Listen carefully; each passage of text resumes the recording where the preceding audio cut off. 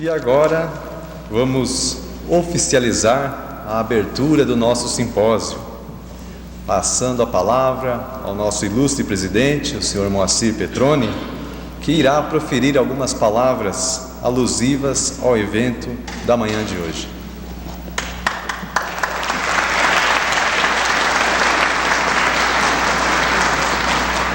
Um bom dia a todos, que a paz do Mestre Jesus continue em nossos corações, agora e sempre. A diretoria da Federação Espírita de São Paulo, aqui representada por mim, vem agradecer a presença dos senhores convidados, dos senhores expositores, que vão nos trazer um tema muito atual. A nossa cidade vive isso diariamente, hora a hora. Então é importante que a Federação, através da Fraternidade dos Discípulos de Jesus, reunisse aqui advogados que pudessem nos trazer subsídios a um trabalho que nós realizamos junto à Casa de Detenção e Penitenciária do Estado. Então é importante juntarmos a parte doutrinária, o Evangelho de Jesus e a palavra das pessoas que lidam com o problema carcerário. E é com esse escopo que aqui nos reunimos. Temos a certeza de que todos nós seremos daqui mais informados e mais capazes de realizar a tarefa que nos compete na doutrina espírita, na assessoria a esses advogados, a justiça do nosso Estado, do nosso país, em benefício dessas criaturas. Quem sabe minimizando o problema da violência, o problema dos crimes e dos assassinatos. Que Jesus possa iluminar os nossos oradores, a fim de que eles possam, iluminados para o Mestre Divino, trazer a todos nós aquilo que nós esperamos: a paz, a concórdia e o amor no seio das nossas penitenciárias, das nossas casas de detenções e de nossas delegacias. E que possamos, num futuro não muito distante, ver minorado esse problema e encaminhado condignamente os companheiros, nossos irmãos, que ainda não viram a luz da doutrina de Jesus Cristo. Então, em nome de nossa casa, agradecendo antecipadamente pelo esforço que todos vão despender e a presença dos nossos companheiros, declaramos por aberta esse seminário em favor de menos criminalidade e mais paz e mais amor. Muito obrigado. E para a nossa primeira palestra de hoje, a nossa primeira exposição, nós vamos convidar à tribuna Durval Ciampone. Ele é conselheiro da nossa querida casa, da Federação Espírita, é expositor, orador e escritor, e diretor também do Jornal Espírita e do jornal O Semeador. Durval Ciampone vai nos trazer um tema muito importante, intitulado Filosofia Penal Espírita. Vamos recebê-lo com os nossos carinhos, com as nossas melhores vibrações e os nossos aplausos.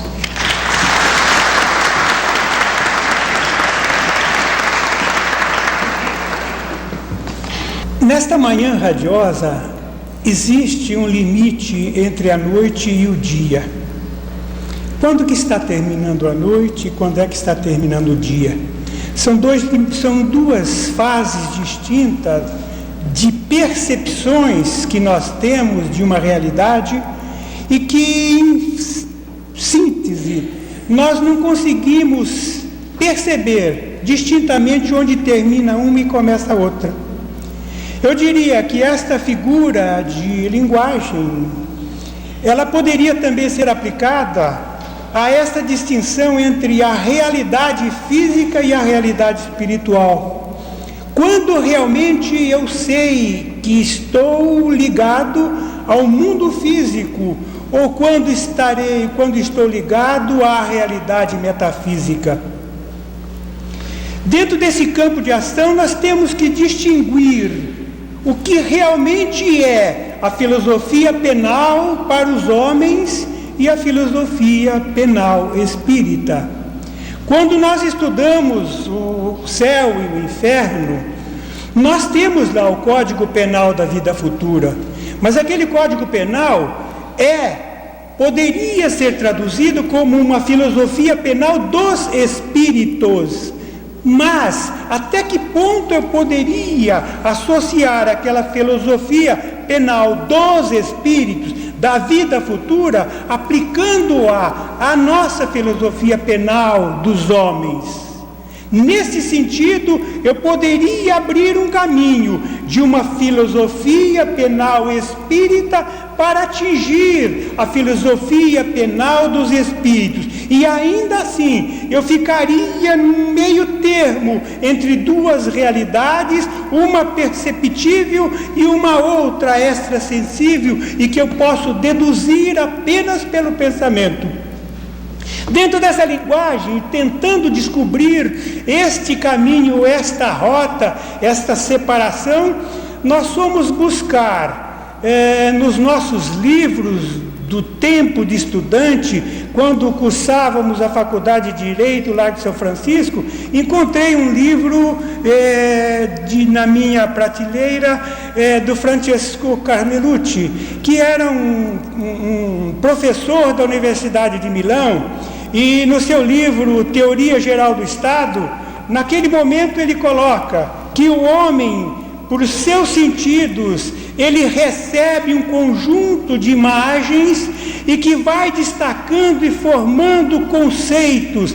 Esses conceitos vão sendo elaborados, vão sendo preparados, e de tal maneira que oferecem ao homem, esse conjunto de imagens oferece ao homem um campo de aprendizado, um campo de experiência. Dentro deste momento histórico em que o homem percebe esta realidade espiritual, ele vai distinguindo os conceitos. Desses conceitos, ele matura pela diferenciação ou semelhança dos objetos. E ao examinar esta diferença e semelhança, ele vai tirando conclusões e fixando conhecimentos dentro da sua experiência.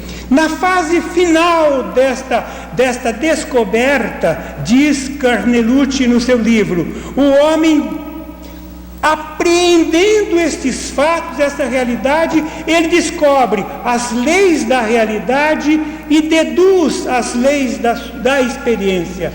Então nós temos aí, dentro deste campo trazido por Carnelucci, um dado filosófico, ou seja, eu saio de uma realidade física percebida para uma realidade extra, de uma realidade suprassensível, ou seja, abstrata. Eu deduzo uma realidade através do pensamento, pelo processo, seja de indução ou pelo processo de dedução.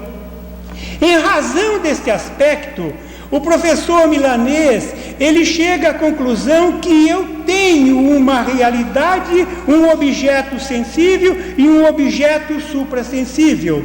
Dentro desta análise, ele coloca que eu posso perceber e ver uma realidade pela tomada de posição minha diante do objeto, mas eu também tenho uma outra realidade que eu posso deduzir através das leis da experiência pelo pensamento. Ora, e aí ele acaba dizendo, em conclusão, eu vou ler o trechinho dele, porque realmente eu não sei de cor. Ele disse assim: em primeiro lugar, pode-se afirmar que existe uma realidade para lá dos limites de nossa percepção, ou, em outras palavras, que a realidade não é tudo quanto é percebido, mas sim tudo quanto poderia ser percebido se os nossos sentidos fossem perfeitos. Veja a ligação do pensamento de Carnelucci, que escreveu isto em 1940, para a nossa realidade hoje espiritual, porque eu estou tentando fazer um gancho do pensamento do homem associado a esta realidade espiritual, porque eu não poderia ter uma filosofia penal espírita se não estivesse conectada com essa realidade espiritual. Então veja, em segundo lugar, diz Carnelucci, que o característico da realidade não está em ser percebida, mas em ser pensada. Isto é, ela pode ser percebida e pode ser deduzida. Com isso, diz ele, a percepção serve para o conhecimento, ainda mesmo para além dos limites do objeto imediato. Quer dizer ele que também para conhecer objetos, além desse percebido, ele tem que usar a razão pelos métodos da dedução e da indução. E ele conclui, veja a conclusão do Carnelucci que eu quero trazer para a nossa palestra. Ele diz assim: em função dessa diferença, ele cria a ideia de um objeto sensível e do objeto suprassensível. E aí ele menciona, assim, palavras dele, assim, são para mim reais os micróbios ou os astros invisíveis a olho nu, embora para vê-los eu nunca me tenha servido do microscópio ou do telescópio.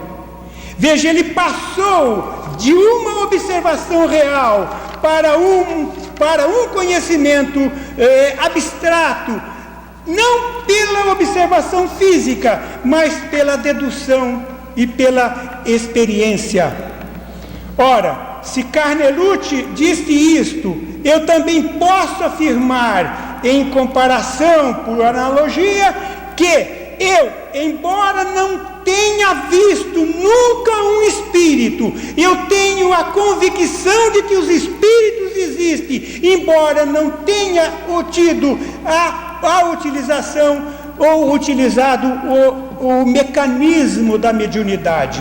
Veja, se ele descobriu que existem astros invisíveis, ainda que nunca tivessem utilizado um telescópio, eu diria, eu tenho a certeza absoluta pelas experiências adquiridas e pelos ensinamentos transmitidos pelos outros, de que o espírito existe, ainda que eu nunca tenha visto através da mediunidade.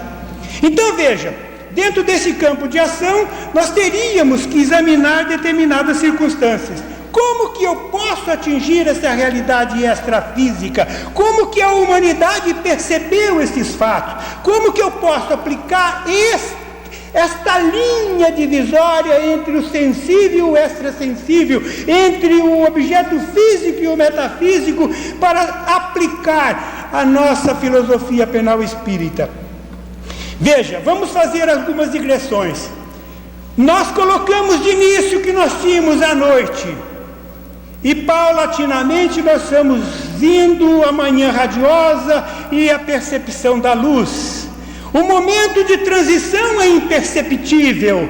Da mesma maneira, nós viemos de um tempo primevo onde a ignorância era total da realidade espiritual. O homem foi descobrindo essa realidade paulatinamente. Naquela época primitiva, quem lê o livro O Espírito e o Tempo de Herculano Pires vai descobrir que ele inicialmente fala do horizonte tribal, ou seja, daquele estado tribal onde o grupo realmente preso a determinadas circunstâncias tinha noções de um processo anímico muito sensível, muito fechado, muito restrito em si, dadas as faculdades de cada um. Depois ele saiu daquele estado tribal, ingressou num estado ou num horizonte agrário, onde realmente já o grupo se formava, e nós passamos a ter um conhecimento mais amplo da realidade espiritual, em função da transmissão do conhecimento, ou em função do estado realmente de agregação daquele grupo. Saímos daquele estado agrário, daquele horizonte agrário. Herculano Pires menciona o horizonte civilizado, depois o horizonte mitológico. Eu prefiro chamar de um estado teológico, esse período intermediário entre aquele estado agrário e o estado atual.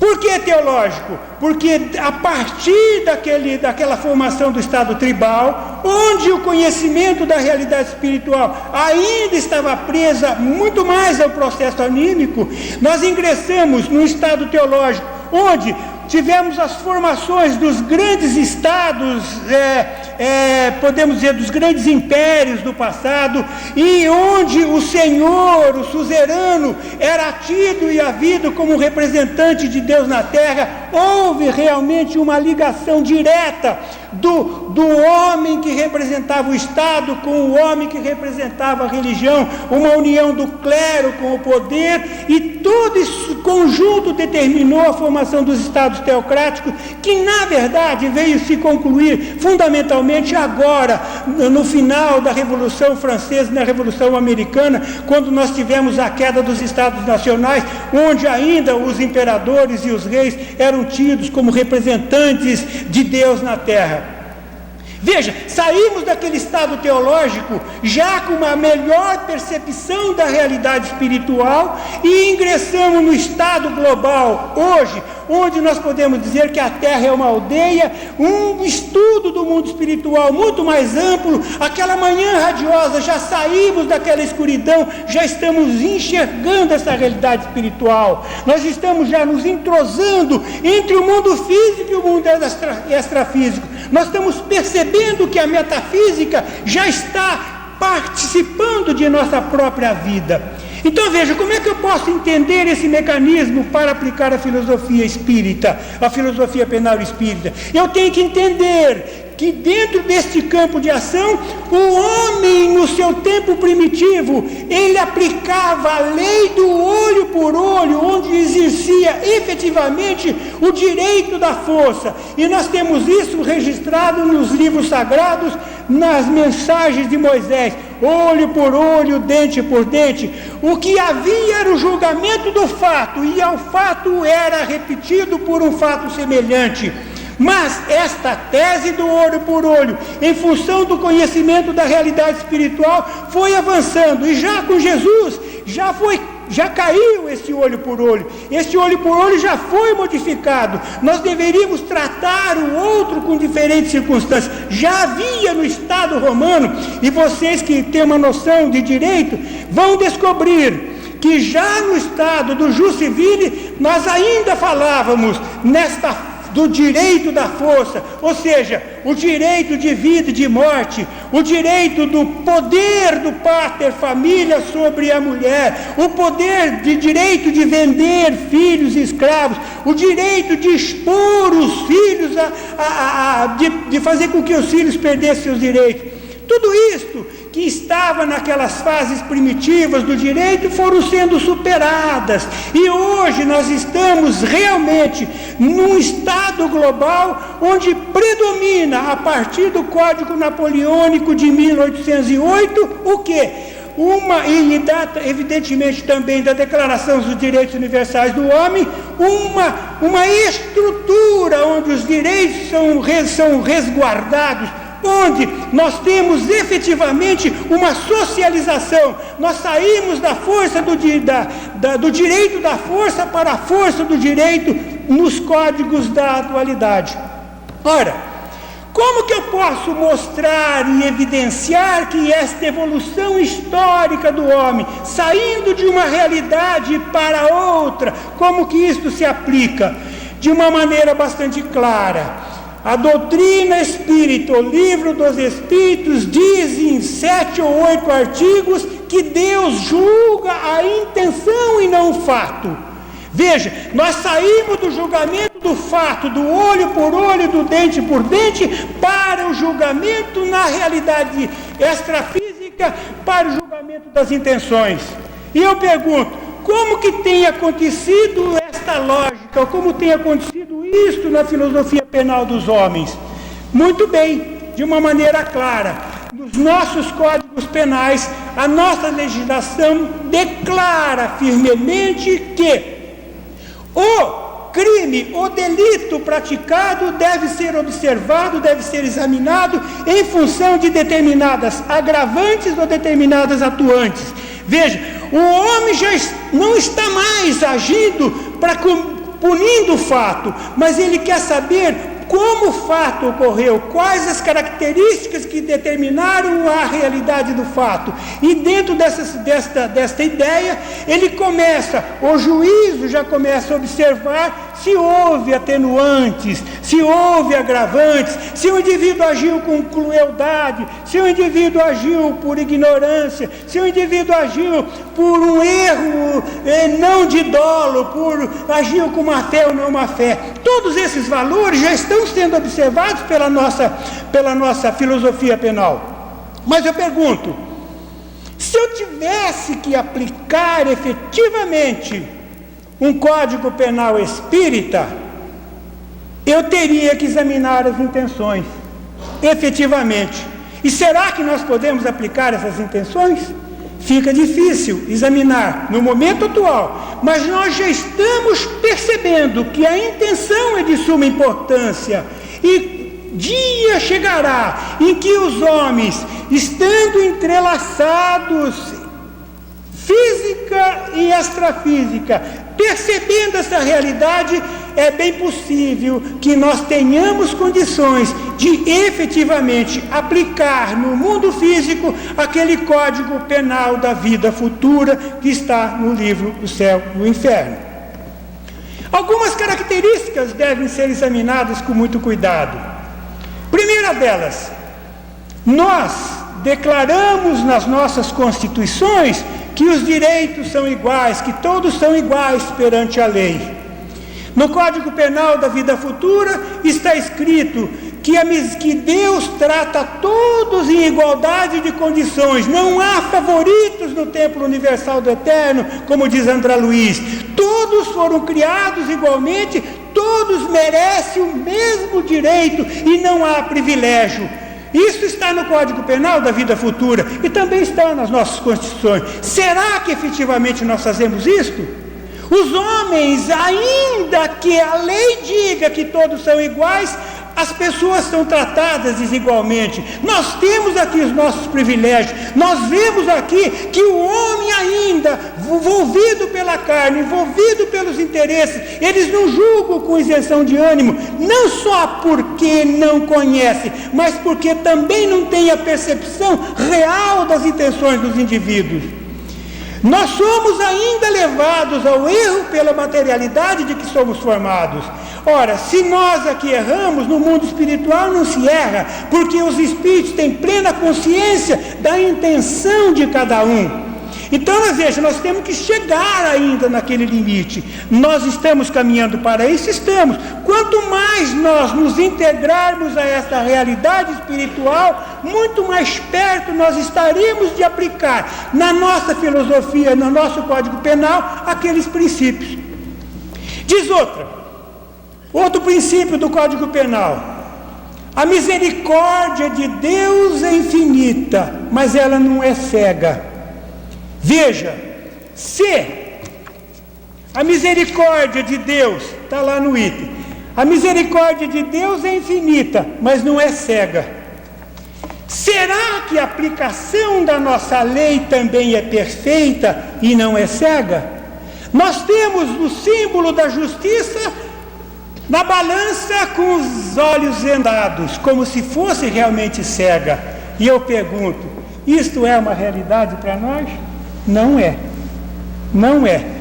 Porque, infelizmente, ainda existe buraquinho naquelas vendas e nós vemos e enxergamos algumas coisas e não julgamos com isenção de ânimo. Muitas vezes eu conheço isso, os advogados conhecem isso, todos conhecem isso. Nós sabemos que nos julgamentos existem interesses escusos, existem interesses não declarados, ainda que aparentemente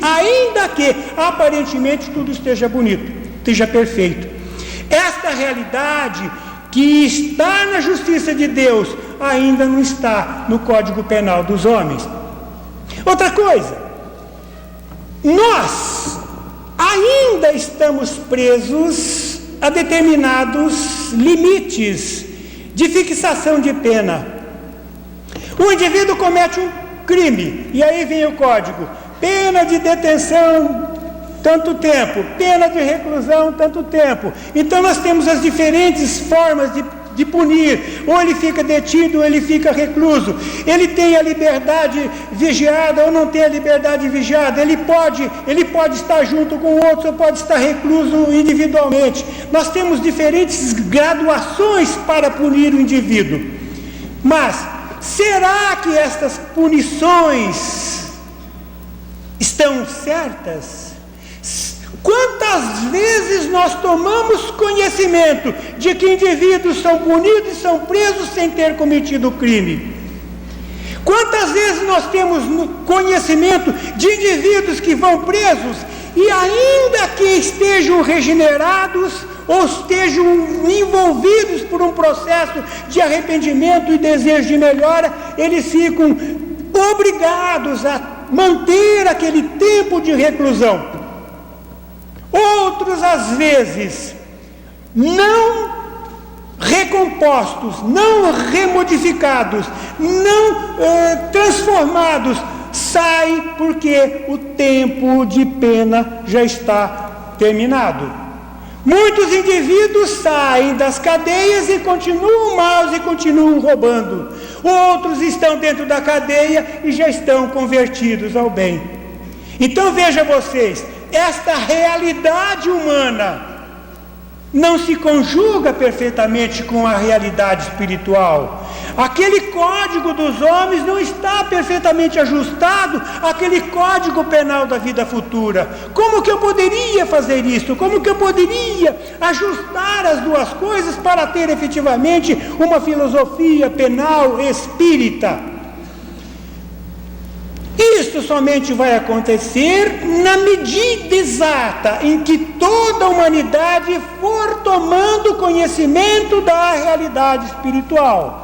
E à medida em que isto se der, nós vamos viver, como disse Herculano Pires mais uma vez, nós vamos viver em mundos interexistentes, ou seja, eu tenho que participar dessa realidade espiritual não como homem, mas como espírito encarnado. E como espírito encarnado eu tenho que ter consciência não de que vou ficar livre por um tempo determinado, por uma sanção que pode ser perdoada, mas eu tenho que refazer e restabelecer o erro em função da lei divina.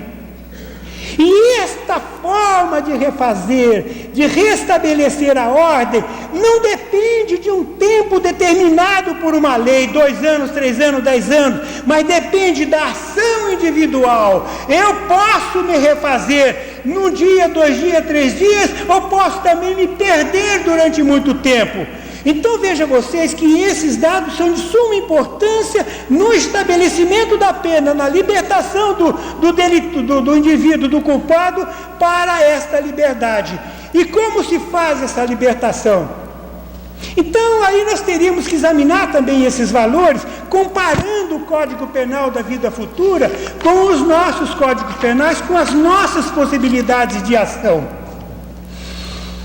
Veja, nós teríamos aqui que trabalhar alguma coisa a mais, só para comparar. E para isso eu vou ler alguns itens do Código Penal da vida futura, para poder comparar um pouquinho conosco. Esse Código Penal da vida futura, ele está no Céu e Inferno, capítulo 7º. São 33 artigos, é uma coisa muito bonita, vocês um dia vão descobrir isso, vão ler também, se já não leram, porque realmente vale a pena. Uma das coisas que eu mais gostei de descobrir na doutrina espírita foi isso. Quando eu estava estudando, a gente começa a estudar livro dos Espíritos, Evangelho, e fica naqueles livros. O Céu e o Inferno, no meu tempo de estudante, eu só fui estudar sozinho, porque eu não estudei dentro da federação. E no tempo que eu estudei, o Céu e o Inferno não foi estudado no meu curso. Eu só fui pegar isso depois de ter terminado o curso. Hoje não, hoje nós já temos estruturação, o Céu e o Inferno é estudado ainda no curso de Educação Mediúnica e no curso de Aprendiz do Evangelho. Então já tem uma ideia. Então veja, quando eu percebi esse Código Penal da vida futura, tendo uma formação acadêmica de direito, eu achei espetacular aqueles 33 artigos. E realmente a gente poderia no futuro, Quando os homens estiverem bem mais entrosados com a realidade espiritual, nós podemos viver aqui na Terra esse código penal da vida futura, que hoje essa vida futura simboliza os espíritos. Eu diria que vida futura poderia ser o nosso próprio futuro, no tempo em que nós formos mais integrados com a realidade espiritual. Então veja, rapidamente, porque a gente tem tempo, ainda 10 minutos para falar, né? Eu tenho quanto? 5 minutos. Então tá joia. Veja, em 5 minutos eu vou resumir o Código Penal para vocês. A alma sofre na vida espiritual as consequências de todas as imperfeições que não conseguiu eliminar na vida corporal. Ora, eu perguntaria, o indivíduo que sofre numa cadeia, ele sofre as imperfeições dos erros praticados na vida de liberdade. Por quê? Ele não conseguiu, por sua ignorância, por uma série de fatos, ele não conseguiu sobreviver no tempo de liberdade. Então ele tem que ter uma punição num mundo, numa cadeia. Aí vem a segunda. Todo o trabalho do Código Penal está assentado no processo da ignorância. E isso está simbolizado nas próprias palavras de Jesus. Pai, perdoa-lhes, eles não sabem o que fazem. Não sabiam porque eram ignorantes. Porque se conhecessem não teria feito errado. A mesma coisa está aqui. O Código Penal trabalha em cima da imperfeição e da ignorância das pessoas. E essa ignorância, essa imperfeição, não depende de tempo específico para ser recomposta, para tomar conhecimento. Então a penalidade ou a punição no Código Penal espírita não depende de um tempo definido, como nós estamos fazendo. Toda imperfeição é causa de sofrimento e privação de gozo. Não há uma única imperfeição que não tenha os seus inevitáveis consequências. Toda falta cometida, todo mal realizado é uma dívida que deve ser contraída e deve ser paga. Veja, é aquela ligação, é aquele ensinamento de Jesus, pagar até o último ceitil. Veja, se nós, os homens, não estamos presos à lei do talião, do olho por olho, nós estamos presos aos determinismos da lei divina. Quem ofende a lei tem que restabelecer o equilíbrio, porque Deus não castiga nem perdoa. Nós é que temos de nos ajustar à lei, e para nos ajustarmos à lei devemos praticar, devemos restabelecer o equilíbrio. A expiação varia segundo a natureza e a gravidade da falta. Não há regra absoluta nem uniforme quanto à natureza e duração do castigo. A duração do castigo depende da melhoria do espírito culpado. Se o culpado jamais melhorasse, sofreria sempre a pena. Então veja, ela seria ilimitada. É o caso que nós poderíamos aplicar aqui. Um indivíduo criminoso, maldoso, ele é punido 30 anos. Depois de um certo tempo ele é solto, 30 anos. Se ele se refez, muito bem, ele entra em liberdade. E se ele sair depois de 30 anos e continua mal? Ele tem liberdade. Veja, aí é uma diferença fundamental na aplicação da filosofia penal dos homens com a filosofia penal proposta pelo mundo dos espíritos. Ele diz aqui, o arrependimento, essa é de suma importância, o arrependimento, a expiação e a reparação constituem as 3 condições necessárias para apagar os traços de uma falta e suas consequências. Então veja, eu preciso do arrependimento, eu preciso da expiação, que é o sofrimento, eu preciso reparar o mal. Então não adianta pedir perdão e pedir desculpa como se Deus perdoasse e eliminasse, não é. Nós temos que arrepender, porque quando eu me arrependo, eu me intronizo a ideia de que errei, e quando me conscientizo de que errei, eu sinto a necessidade de reparar o mal. Então veja, a reparação é de suma importância, porque esta reparação é que vai restabelecer o equilíbrio da lei de causa e efeito. Não existe o perdão propriamente dito. Os espíritos, aí vem as punições agora, uma série de punições. Os espíritos imperfeitos serão excluídos dos mundos felizes. Ou seja, como que nós podemos entender? Os espíritos que são punidos, nós colocamos na cadeia. Dentro da realidade espiritual, os espíritos imperfeitos, malévolos, que continuam, não pertencem, não ficam, eles não vão ingressar nos mundos felizes, eles são levados para mundos inferiores. Qualquer que seja a inferioridade ou perversidade de um espírito, ele terá sempre um anjo de guarda ou guia que por eles vela. Veja, eu aqui anotei, é como se fosse o próprio advogado. Aqui também nós temos, todo criminoso tem direito a um advogado. Lá em cima, todo perverso, todo espírito imperfeito tem direito a um guia. Então este guia vai ajudá-lo, vai orientá-lo. Por quê? Porque ele está errando porque é imperfeito, e porque é imperfeito precisa de um tutor. A mesma coisa aqui, dentro da legislação nós temos aí bem próximos uma da outra. A responsabilidade, veja, a responsabilidade é toda pessoal. Ninguém sofre por erros alheios, salvo se a eles deu origem. E aqui, será que eu sofro por causa de erros alheios? Sim, nós cometemos erro, porque nós ainda não percebemos a intenção, nós não conhecemos a realidade espiritual. Como disse Carnelucci no início, que eu não citei, eu não percebo esta realidade espiritual, eu não percebo essa intenção, e se eu não percebo a intenção, eu tenho que deduzir, eu tenho que buscar as atenuantes, e ainda assim sou levado a erros. Mas como a gente sofre, como a gente é punido aqui, no mundo de lá também é punido. Lá não é uma forma de punição com reclusão, mas veja, eu vou mencionar aqui alguns tipos de pena estabelecidos no Código Penal da Vida Futura, só para vocês terem uma ideia desta realidade comparativa entre o mundo físico e o mundo extrafísico, entre esta busca da nossa filosofia penal espírita futura, que nós vamos chegar lá um dia. Diz eles que uma das penas é a lentidão no desprendimento da alma, que nós todos já temos uma ideia. A angústia no despertar para outra vida. Veja, são formas de sofrimento dos espíritos pelos erros praticados. Acreditar que ainda continua vivo, sentir a presença incessante das vítimas e as circunstâncias do crime, a privação de ver os entes queridos, o suplício de ver colocado acima deles, quando o indivíduo for hipócrita, aqueles que ele maltratara na terra anteriormente.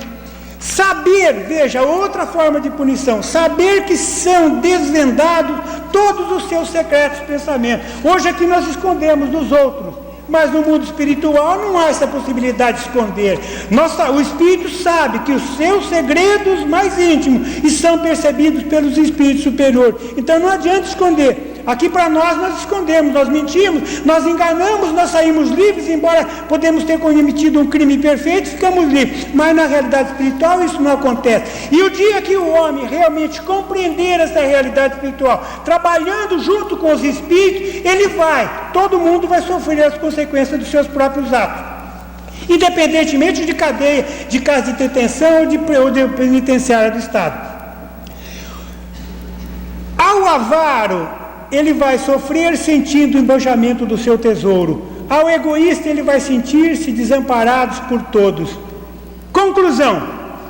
Eu vou ler só o artigo 33 e para encerrar, porque o artigo 33 é um fecho de tudo que existe dentro dessa filosofia penal espírita. Diz lá no livro no artigo 33 desse Código Penal: em que pese a diversidade de gêneros e graus de sofrimento dos espíritos imperfeitos, o Código Penal da Vida Futura pode resumir-se nesses 3 princípios, que realmente enfeixaria os fundamentos da filosofia penal espírita.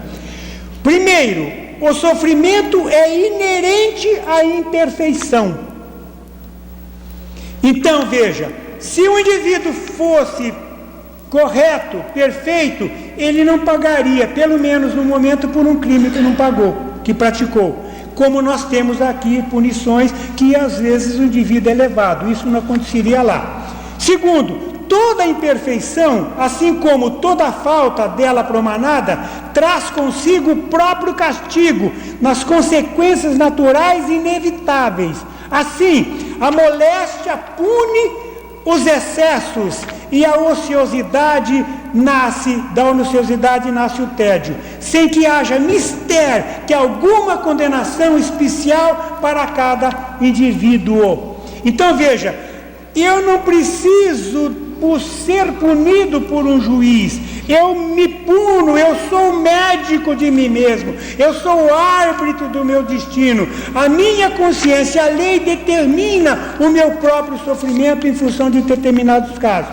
Terceiro item, terceiro princípio básico: podendo o homem libertar-se das imperfeições por efeito da vontade, pode igualmente anular os males consecutivos e assegurar a vida futura.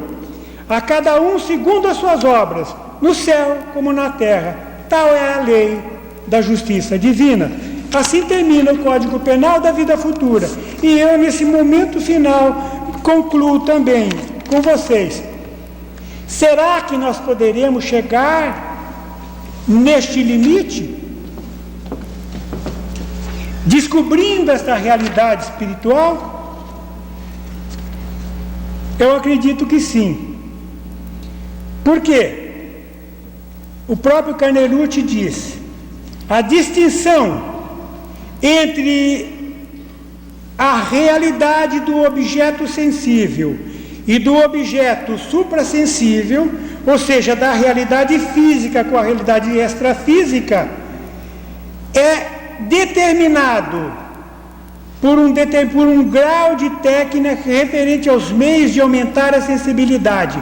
Razão porque a linha que distingue as duas categorias se desloca dia a dia, mais ou menos lentamente. Então veja, esta percepção da realidade nós estamos buscando cada vez mais.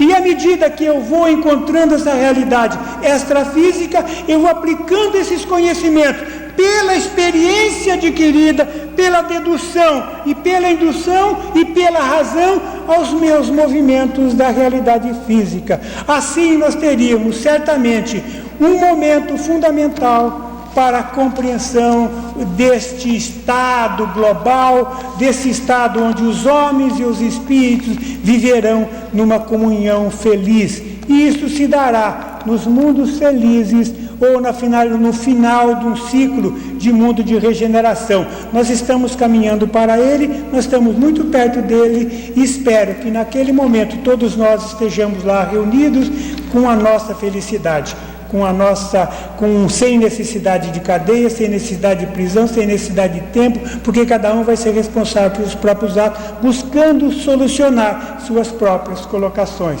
E aí encerramos então com esta nossa colocação. Nosso muito obrigado por enquanto.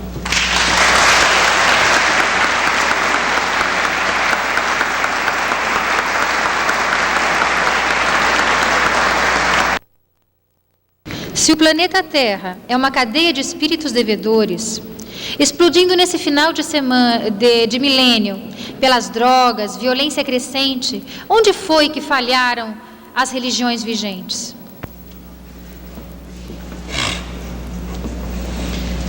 Bem, o predomínio das religiões vigentes está assentada na ressurreição dos corpos e na ideia de uma única existência. Predominou no mundo ocidental isto, e no mundo ocidental isto está valendo para o mundo ocidental, embora no mundo oriental predomine a ideia da reencarnação. Então veja, esse conjunto de violência momentânea, ele se apresenta, no meu modo de ver, por duas características. Ainda eu perguntara à doutora Diana, antes de começar a aula, eu falei, efetivamente está havendo um aumento de criminalidade ou está havendo uma melhoria dos levantamentos estatísticos? Por quê? Eu tenho que associar isso ao tema filosófico. Se realmente a sociedade está melhorando e descobrindo essa realidade espiritual, eu não poderia ter uma queda de um aumento de criminalidade. Não poderia. Ou então nós estamos regredindo, porque o princípio doutrinário é de que nós vamos, pela lei do progresso, crescendo nessa descoberta, evoluindo. À medida que eu vou evoluindo, eu tenho que diminuir a minha criminalidade. Então veja, se aparentemente eu tenho um aumento de criminalidade, deve acontecer por duas razões. Eu tenho uma melhor estatística, eu tenho uma melhor demonstração pela mídia, porque a mídia se interessa pela criminalidade, se interessa pelo mal. ela não mostra o bem. Então veja, o bem não é demonstrado, o bem também está crescendo, não é demonstrado. Então se aumentou a população, nós saímos de 3 bilhões de pessoas alguns anos atrás para 6 bilhões hoje, percentualmente, evidentemente, a criminalidade está maior, porque eu tenho uma concentração nos meios urbanos. Então, aparentemente, eu tenho maior número de criminalidade, maior número de dificuldade em função dos efeitos socioeconômicos. Mas eu também tenho um aumento do bem, e esse aumento do bem não está sendo demonstrado. Eu só comparo o mal, não comparo o bem. Esse é o primeiro problema. Segundo problema que eu deveria examinar é o seguinte: nós sabemos, dentro dos ensinamentos de Jesus e dentro dos ensinamentos dos Espíritos, que nesta fase de fim de ciclo, muitos espíritos estão tendo a última oportunidade para restabelecer o seu equilíbrio e fazer a sua renovação, para saber se permanecem no sistema ou se vão ser excluídos do sistema. Então, de acordo com algumas informações dos espíritos, nós tivemos nesta fase final do milênio, nos últimos 50 anos, o nascimento de muitos espíritos devedores e imperfeitos, numa tentativa de restabelecer o seu próprio equilíbrio, para saber se ficam na Terra ou se vão ser os exilados da Terra. Isso justifica, em hipótese, um aumento de criminalidade. Somente esta e uma melhoria dos dados estatísticos, no meu modo de ver. Mais uma pergunta. No Código Penal humano, as penas possuem limites. Isso não acontece por causa de uma conotação, como a brevidade da vida física. Ou seja, a sociedade apenas quer livrar-se do espírito imperfeito. Não seria assim com a pena de morte? Seria, mas está errado.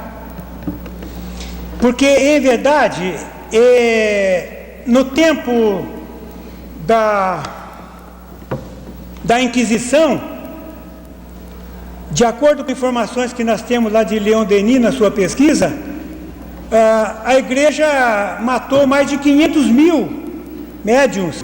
Será que matando os bruxos eu elimino o demônio? Será que matando os bruxos eu elimino o espírito? Não, não e não. A mesma coisa, não adianta matar o criminoso, eu tenho que reeducar o criminoso, eu tenho que entender o porquê o criminoso errou, eu tenho que descobrir uma maneira e uma forma de restabelecer o equilíbrio espiritual do criminoso, mostrando-lhe que os interesses materiais ou as suas reclamações não valem diante da justiça divina. Ele deve ser repensado, deve ser estudado, deve ser reeducado, e não adianta matar, porque ele renascerá com as mesmas tendências de comportamento, e talvez até mais irritado e mais nervoso e mais perverso ainda.